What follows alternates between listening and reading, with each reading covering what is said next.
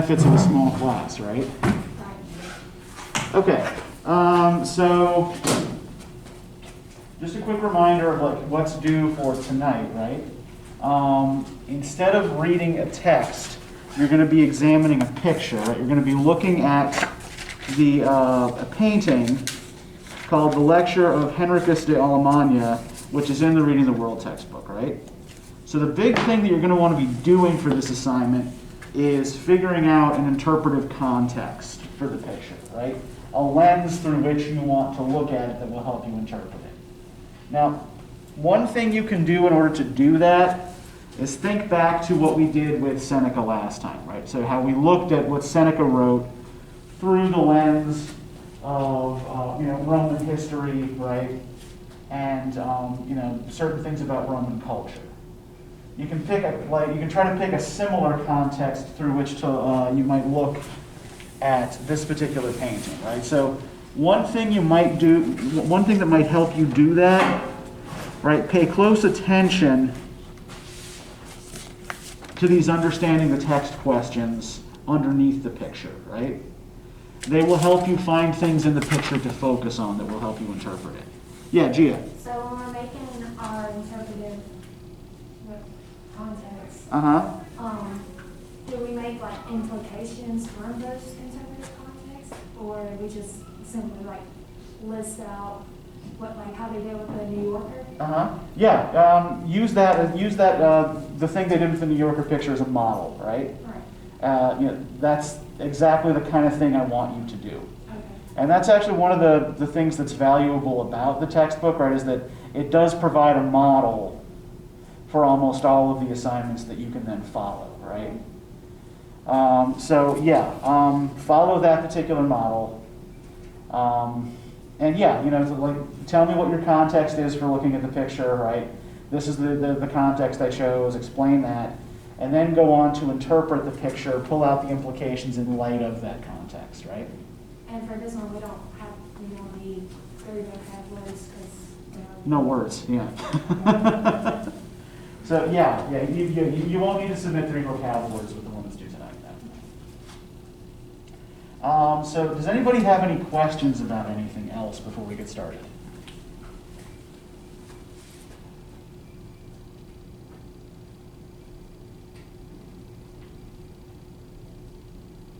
Give you a minute. No, we're good? Okay. So just want everybody to note what's due for Thursday, right? You're going to be doing assignment 3 on page 114 of Writing Analytically, which is a compare-contrast assignment, right? And so the things I want you to compare and contrast are these 2 short essays in Reading the World, right? Mencius's Man's Nature is Good, and Sun Tzu's Man's Nature is Evil, which, as you can tell here, right, one is written in response to the other, right? So they're arguing from the same basic set of premises, but they're taking it in 2 different directions, right? There's a shared cultural worldview here, but they're both interpreting it in different ways. So I want you to pay close attention to trying to figure out what that shared worldview is, right? What are the ideas they have in common with each other, and how and why are they taking them in different directions, right? You will need to submit 3 vocab words for this, and also read chapter 5 in Writing Analytically, which won't have an assignment attached to it, but we will be doing some important stuff in class, right?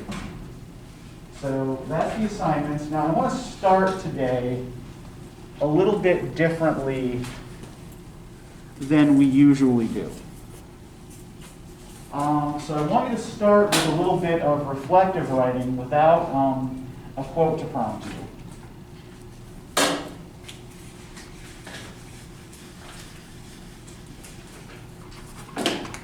And I want you to take, maybe 12 minutes and try to answer for yourselves as best you can the following questions. First, in an ideal world,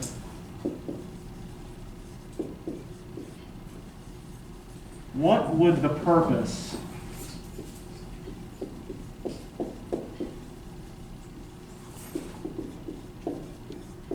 of education be?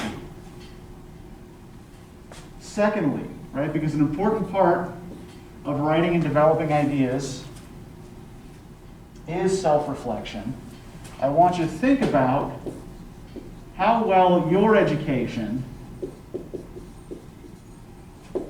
up to this point in your life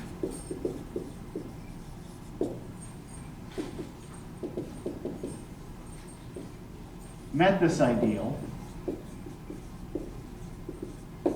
Right? Explain, provide evidence. And then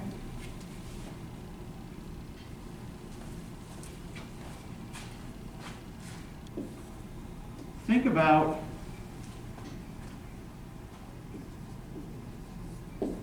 why you believe this.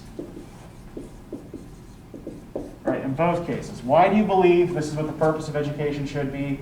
Why do you believe your education has or has not met this ideal, right? Okay, so 12 minutes. Be prepared to read it when you're done. And just, take your time, do what you can, right?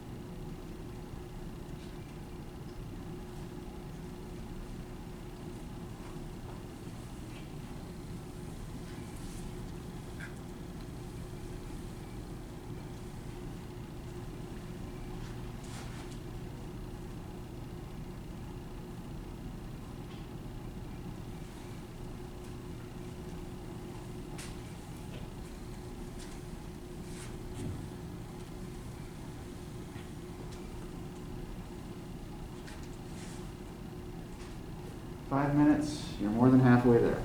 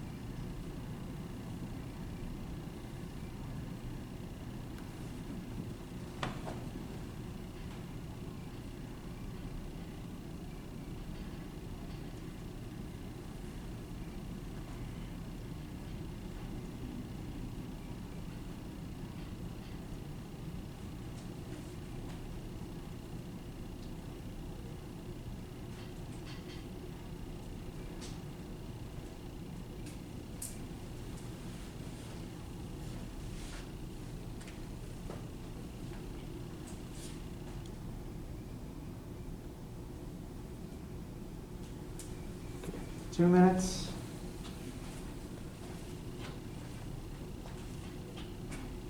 Keep at it. Refine, refine, refine.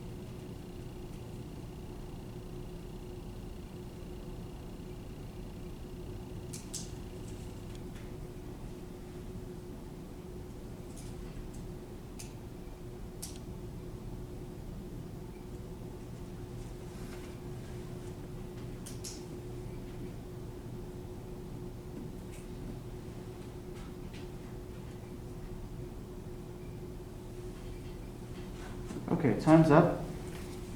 So here's what I would like us to do now, right? So you're all going to take turns reading the piece you just wrote.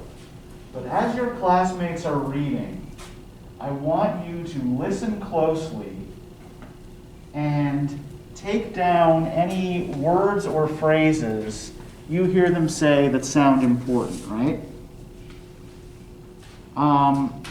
This is going to be a little bit difficult given that people are wearing masks and we might not be able to hear each other all that well, right?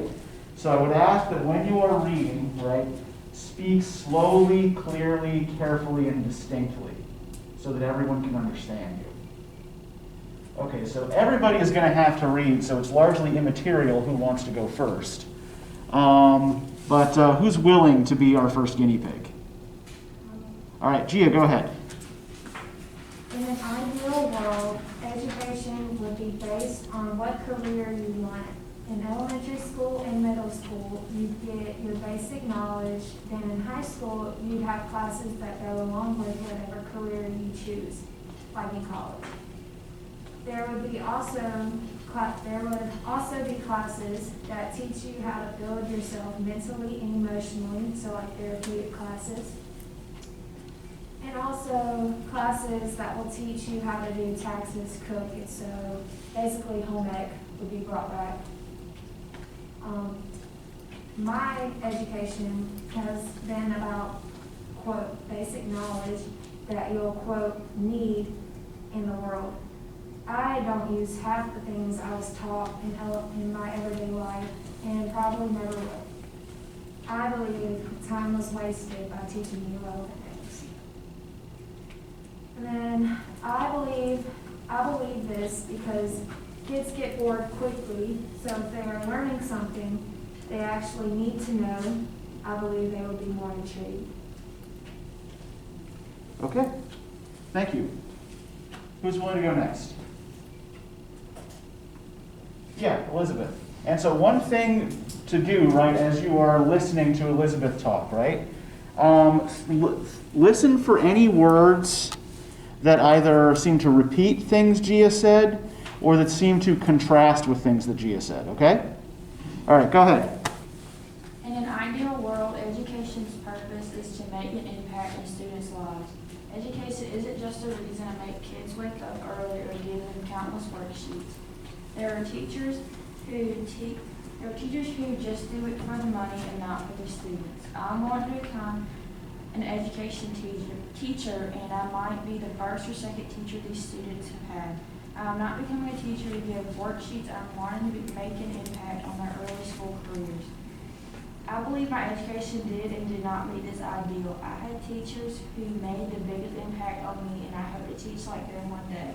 But I also had teachers that I cannot remember their names, and I hope to never teach like them. I believe these things because without education or teachers, we would not have doctors, electricians, architects, or even other teachers. We may not like going to school, but without education, we wouldn't be able to live for the lives we strive for. All right, thank you. All right, who's willing to go next? Ariel, go for it. In an ideal world, the purpose of education would be to help the society grow, to become more, and help the society learn from their past, to form a knowledge and understanding on what's going on in the world. With education today, I believe that although the world is not ideal, you have to have a knowledge, and which we have, of subjects to provide the confident answer on a certain topic, and also help grow and provide an instinct on the society in certain areas.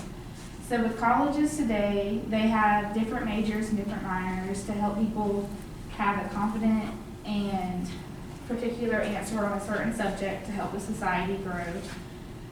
Even though in high schools and elementary schools, we did not learn basic skills needed for life. So in an ideal world, I believe that education should be fairly similar, but it should not be exactly the same. All right, thank you. Okay, so I'm already hearing some interesting patterns and contrasts here emerging in what you guys are saying. So which one of you guys is willing to go next? Okay, Gary, go ahead. And I do work for education. And I do work for education would be a traditional student learning by attending major functions in each department on campus. Education is made ideally by attending universities and colleges for higher learning and curriculum, in my opinion. At a university, I am well satisfied with face-to-face experience within learning with each study in different areas. I believe the traditional student on campus is the best way for people to learn. More people are attending online university because of time completion schedule. And early age education is conducted for late toddlers to young adults or late adolescents. A university sends students the best quality of time management for the best scenario of learning. I mean, people usually have a job or career already when they attend online classes and probably trying to use higher learning for a valuable position. If a collegiate student has a job, it is probably not as significant as a person attending an online university. All right, thank you. Okay, go ahead, Ronald. In our ideal world for education, the purpose of education is to learn and to have an understanding. I have learned so much in college and high school and been improving since then. And because I believe this because I've seen people in my life who have been educated and become successful in their life. Okay, good. So, yeah, we have 5 pretty divergent responses here, right? All of you guys focused on something pretty different. So what I want to know from you is what you guys heard in all of this. What patterns or contrasts did you guys hear emerging from this conversation? In basically elementary school, like you wanted to have the basic knowledge. Okay, so so what would we then contrast with elementary school?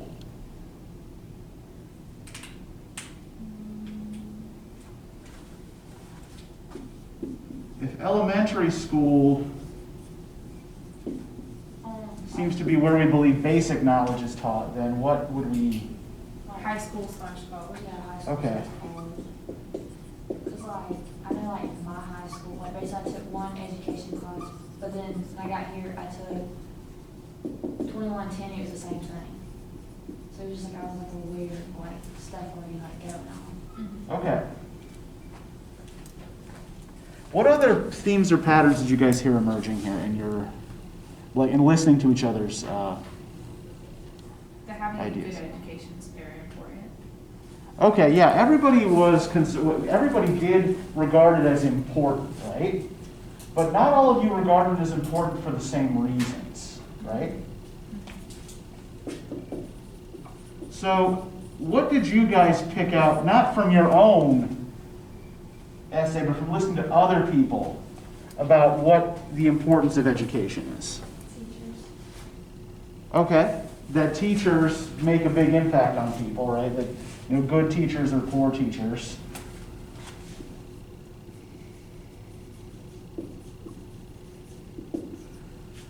To help build your knowledge of the world around you. Okay.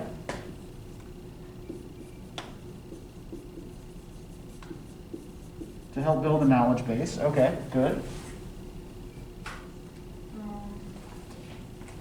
I just noticed like everyone's like talking about time, like wasting time, like stuff Uh-huh. like that. And I think time might be something that is particularly on our brains right now, right? Because we've been living for a year in this Groundhog Day world, where every day seems more or less the same, right? But yeah, there is, the sense that time and use of time or wasting time is somehow important in all of this, right? Right? What's a good use of your time? What's a poor use of your time? Yeah, good. That's actually really interesting. And in terms of the things you hear about time here that various people are saying, like, what are the different things you were noticing about what one another was saying about time?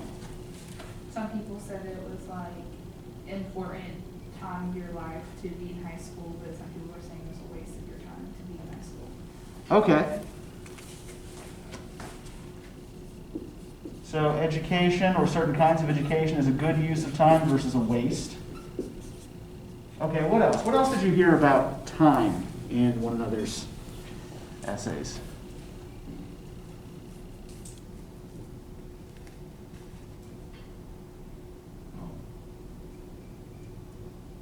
Everyone had like a different opinion what you should be doing with your time. Yeah. None of you seemed to think you should be doing quite the same thing in school, right? We had, like, in the back here, Gia's uber utilitarian viewpoint, right? That everything should be oriented towards practical matters, right? And that anything that you're learning that's not practical is a waste of your time, right? Meanwhile, sitting right in front of her, Ariel is suggesting that what we need is knowledge of the world around us, not necessarily things that are specifically career focused, right? And Gary is talking very, very specifically about the way face-to-face classes and a traditional student experience help you better manage your time than doing online classes, usually on a part-time basis, right? Where you don't have to be in a specific classroom at a specific time with a specific group of people, right? So yeah, I think what we might want to think about then is how these different responses to time actually speak to each other, right? We never want to feel like our time is being wasted, right? What does that suggest about our attitude towards time? It's like precious, like you don't like, just want to do stupid stuff all the time. Yeah, it's valuable, right? And what makes it valuable? You only have like 7, not years. It's a lot of years. Yeah, it's a limited resource, right? We can only do so much in a day, we can only do so much in a lifetime, right?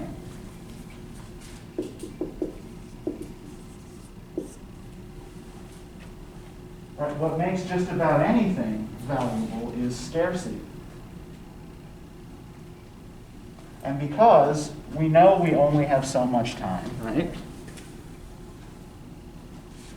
You all probably have more of it than I do now.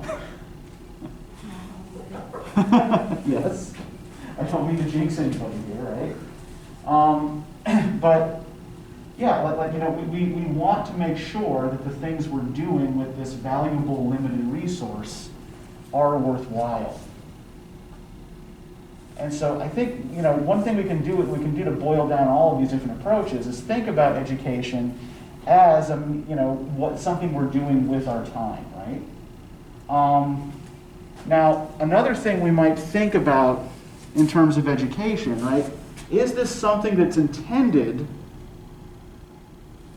to help us in the present or in the future?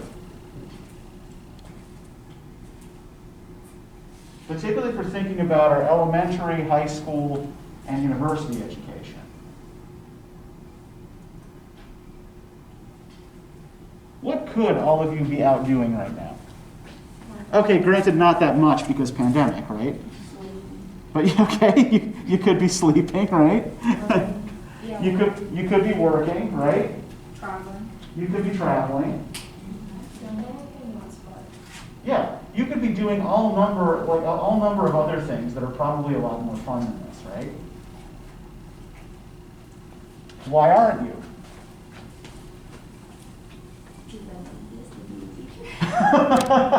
Yeah, because you're focused on some future goal, right? And education is a means of making your way towards that goal. So a lot of the ways we tend to think about education, Ron, you were talking about, looking at models of success, right? Like people whom you know that you look up to, who have been educated, right? So when we're looking at somebody we admire and trying to pattern ourselves after them, right? We're not thinking so much again about the present as we are about the future.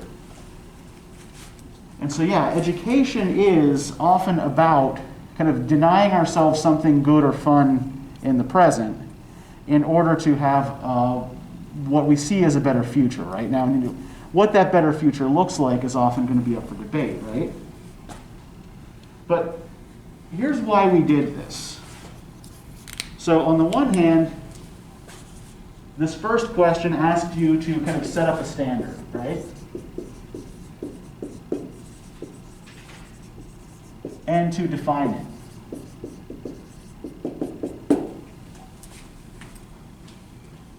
You are then being asked to compare your own experience to this imaginary standard, right?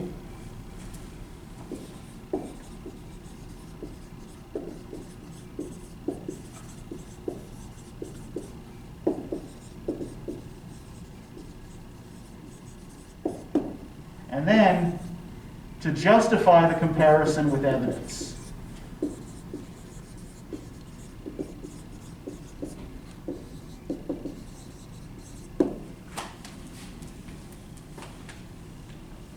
And this is the way a lot of good compare-contrast work operates, right? The kind of thing I'm going to be expecting you to do with these two essays for Thursday, right? You're going to set up some standard by which to measure them, right? Some key difference or similarity.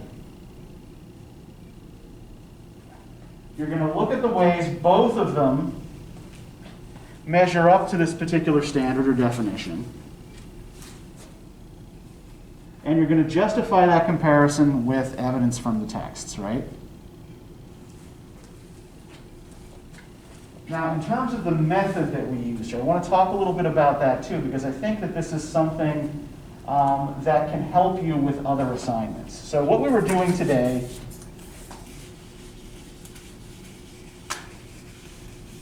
is what composition scholars call free writing.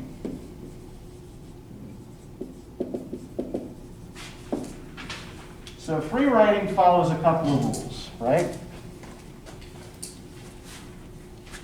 You're given a prompt.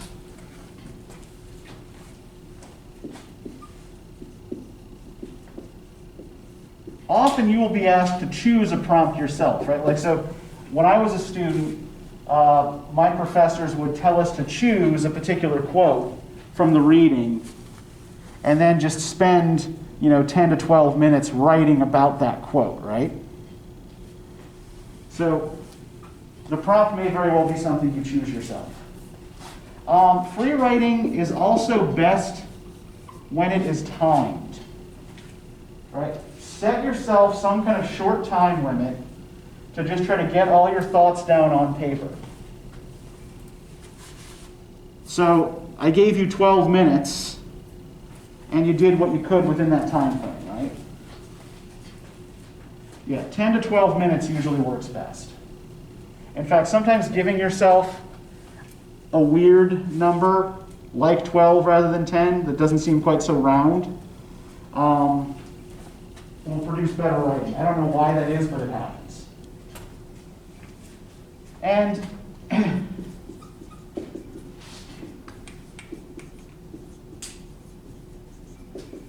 you should not, at the free writing stage, try to organize your thoughts. Don't worry about imposing any kind of order on them. What you are trying to do is get ideas down on paper. Right? Odds are, in any given free write, you're maybe going to come up with one or two good ideas, right?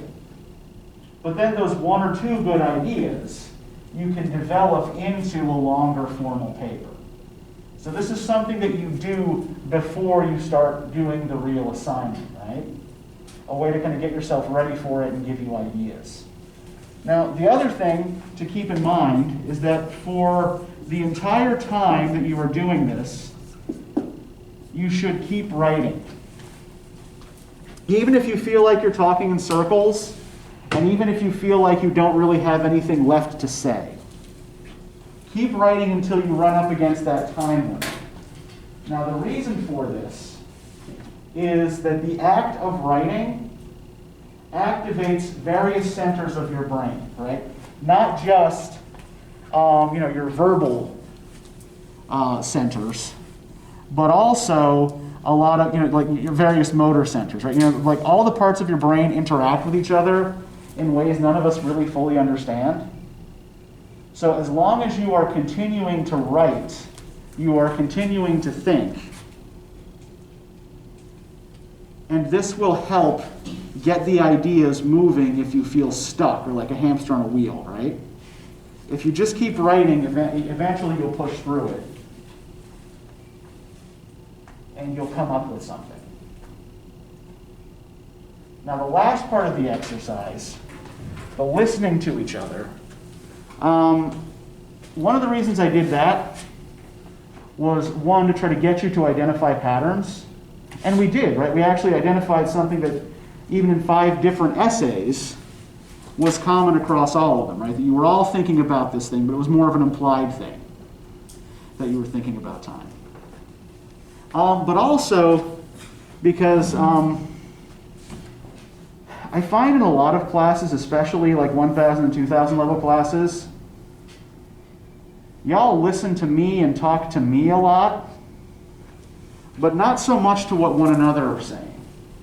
And that's one thing that I want to work on here, right? I want to work on discussion. Like, it's hard because we all have to sit so far apart, right? But yeah, I want you listening to each other and talking back to each other and responding to each other too. So we may do some practice with this kind of stuff over time. So I want to talk about the Martha Nussbaum essay that you guys wrote about. But first, I want to do just a quick textual close reading along similar lines to what we've just been doing, right? So I'm going to put up 2 quotes on the board or on the projector here. And where the hell is the... People take things and move them. I don't know where the hell they are.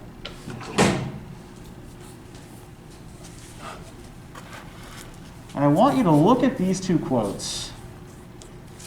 And first, just pick out similarities and differences. And then what I want you to do once you've done that is try to rank which is the most important or interesting similarity to you, and which is the most important or interesting difference. So, we can all read this, right? I don't need to turn the light off.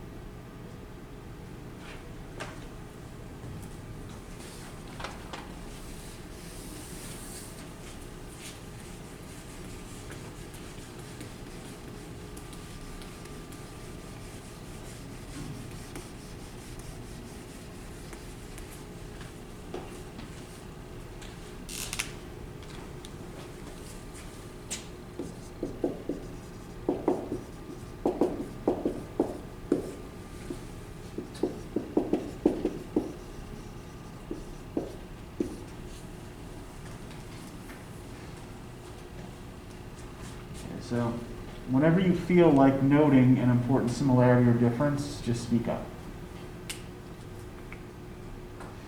They both speak about how education will be beneficial in the long run. Okay, yeah, broadly speaking, these are both about benefits of education, and they're both about the future, right? Good.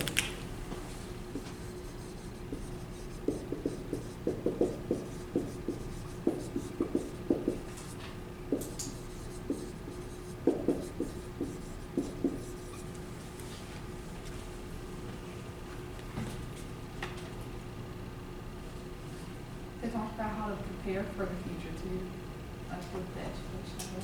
Okay, yeah, they're both concerned with preparation in some sense, right?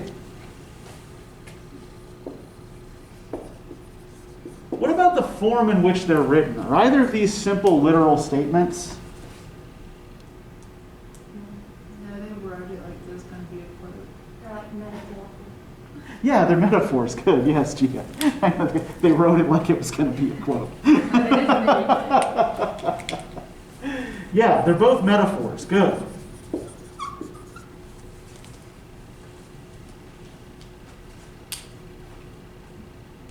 So Ben Franklin be like referring to how education is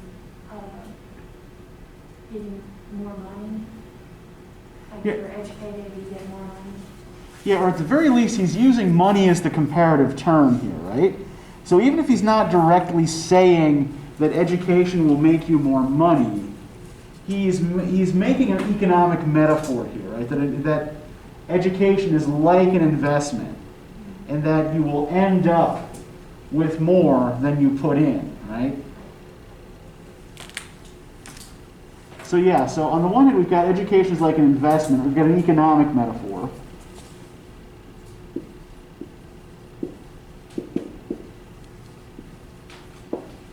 And if we want to pick apart Malcolm X's metaphor, what is he comparing education to?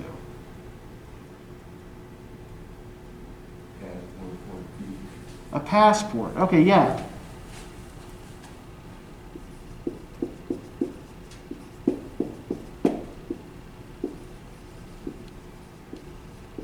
And how is that different from the economic metaphor that Ben Franklin is making? How is education like a passport? You could take you more at the passport in. Yeah, so this is a travel metaphor, right?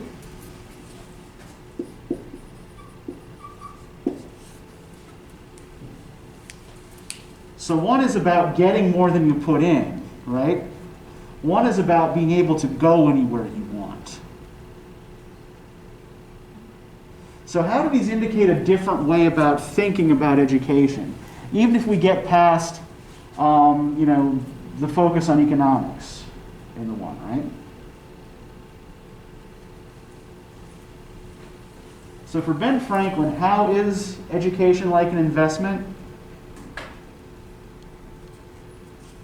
You get more back than what you put in. Yeah, it's about getting something back, right? You put in a little bit and you get back a lot, right? So he's thinking about education as something that accrues to you, right?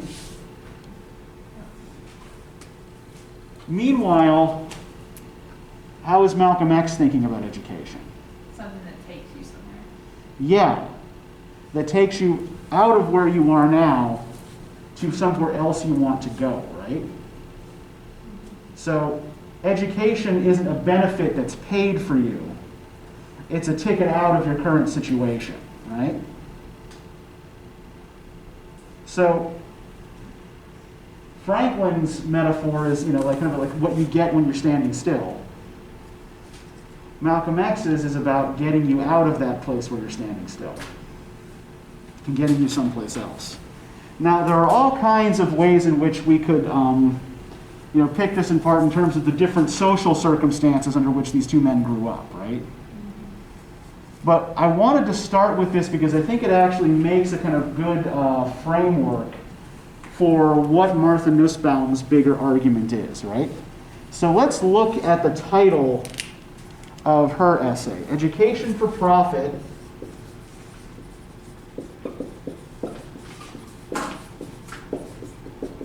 Education for Democracy.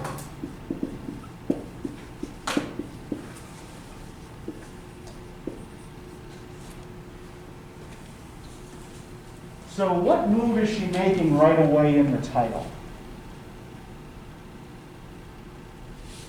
They get education solely for money. Okay, yeah, that's the idea that's in the first half of the title, right? That there's education for profit, there's education for making money, right? But then she's implicitly comparing this to another idea, right? So the title itself is a comparison. And the title does the title alone indicate whether she's going to regard these two things as like or unlike?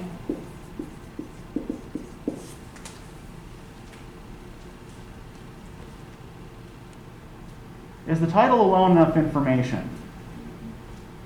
No, we have to dig into the essay to see whether or not she sees these things as related or opposed, right? And then what does she go on to, we turn to page 48 in Reading the World.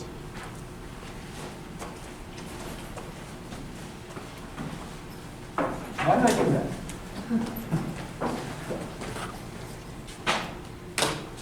I want you guys to think about what she puts first here. What does she start the essay with? Constitutions, Yeah. snippets from the Constitution of the United States and of India. Yep. And then, Universal Declaration of Human Rights. yeah.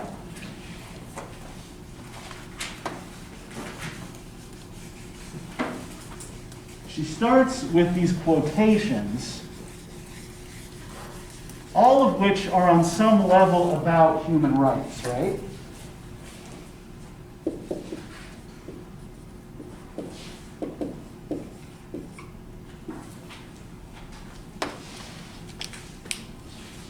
So on the one hand, this sets up the comparison that she's going to make between education in the United States and education in India, right? Those are the two constitutions she's quoting. But what else is she trying to set up here? Like, what do these constitutions indicate? Or what do they tell us about the countries that pass these constitutions? What they like about their country and what they set out for their country based out on. Yeah, it's a statement of values, right?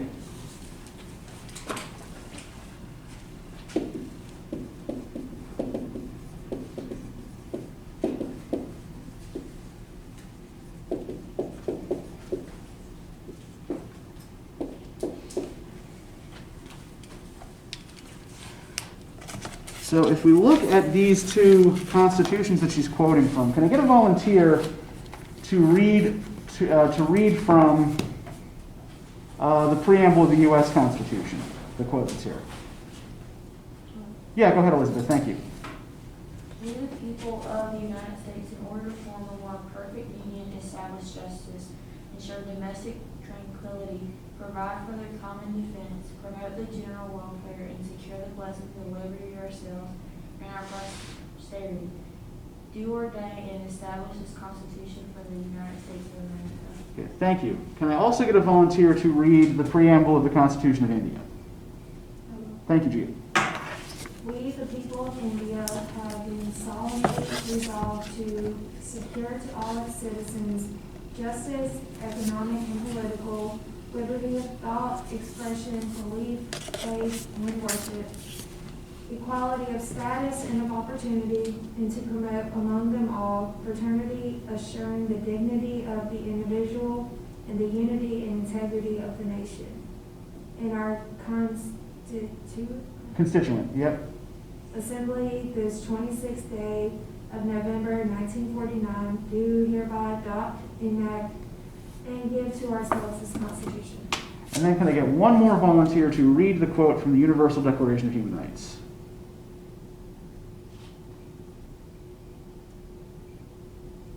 Ronald, go for it.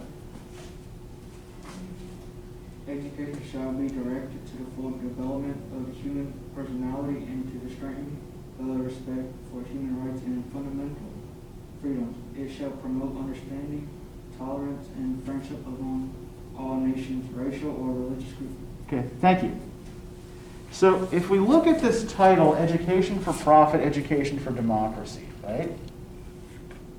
And we look at these three quotes that follow it, which half of this title seems to be missing from all of these quoted documents? Education for profit.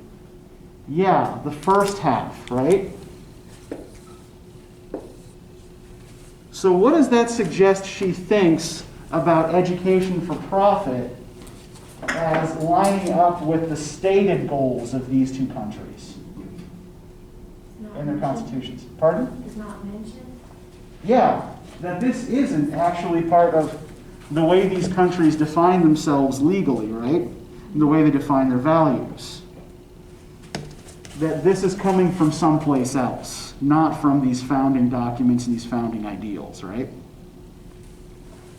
Okay, so let's dig a little further into the essay itself. And we're going to run out of time, so we'll pick it up again at the beginning of next class, just to make sure we get through it. So can I get a volunteer to read the first paragraph on page 48? Starting to think about education for democratic citizenship.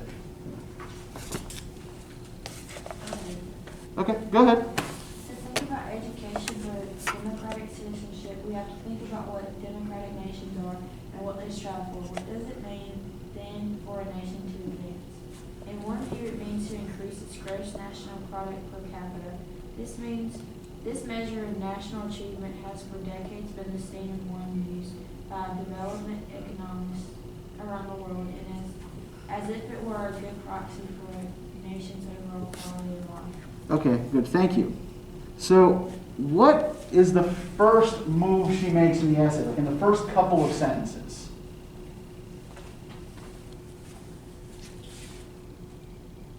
What democratic nations are. Okay, yeah, And what they strive for. yeah. Poses a question first, right? What is a democratic nation?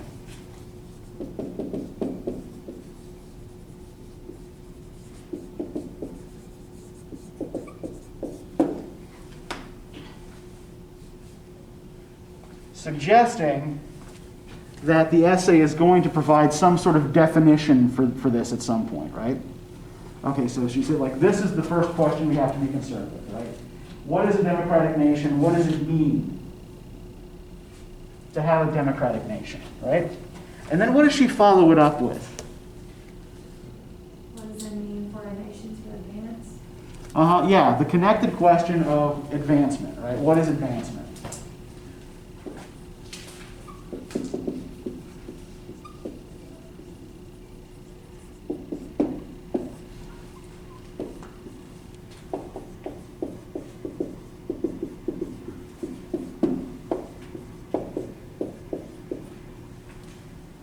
So she's raising these questions, right?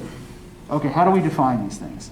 And then she offers a potential definition of advancement, right? But do we think that this is one that she agrees with or disagrees with?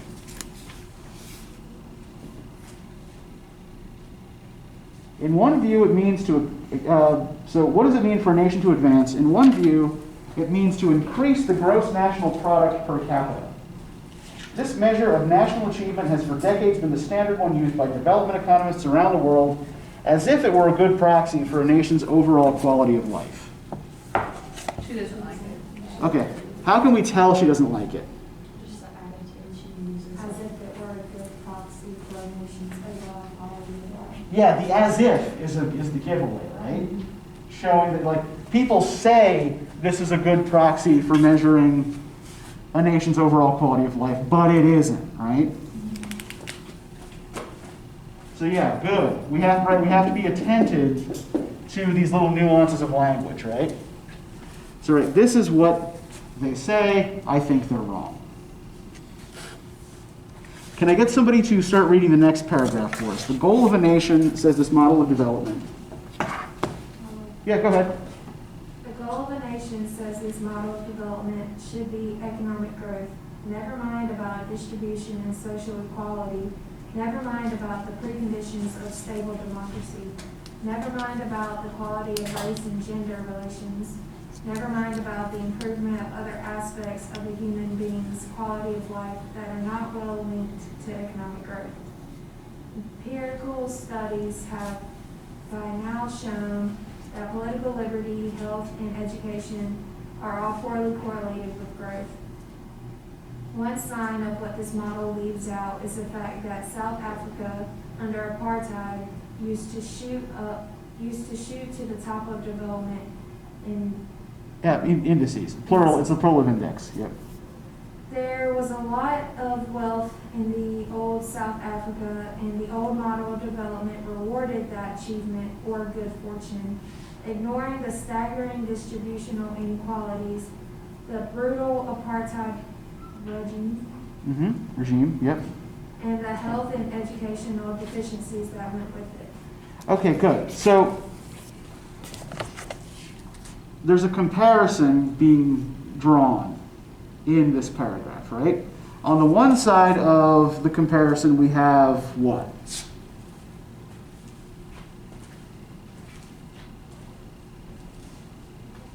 Economic growth. Economic growth, good.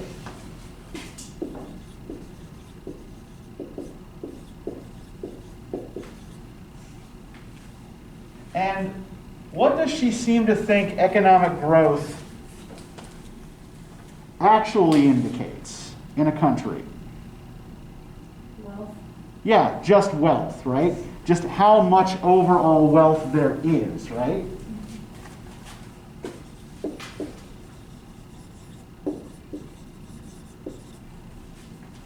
What does it not tell us anything about? The health, the education, Uh-huh. and the political liberty.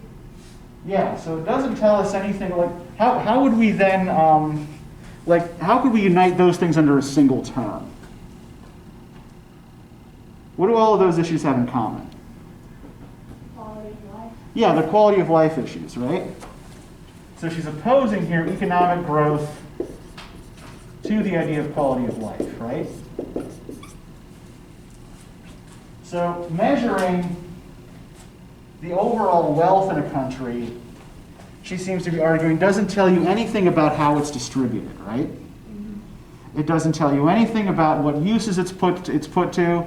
It doesn't tell you anything about, social equality or economic equality. All it tells you is how much money the country generates each year, right? Not who it goes to or what it's being done with. So overall wealth is too non-specific an indicator, right?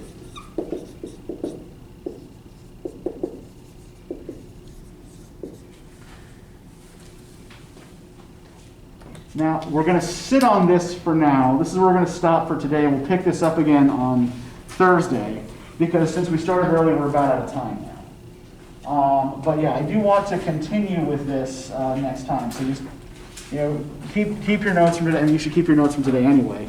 And we'll pick this up again on Thursday.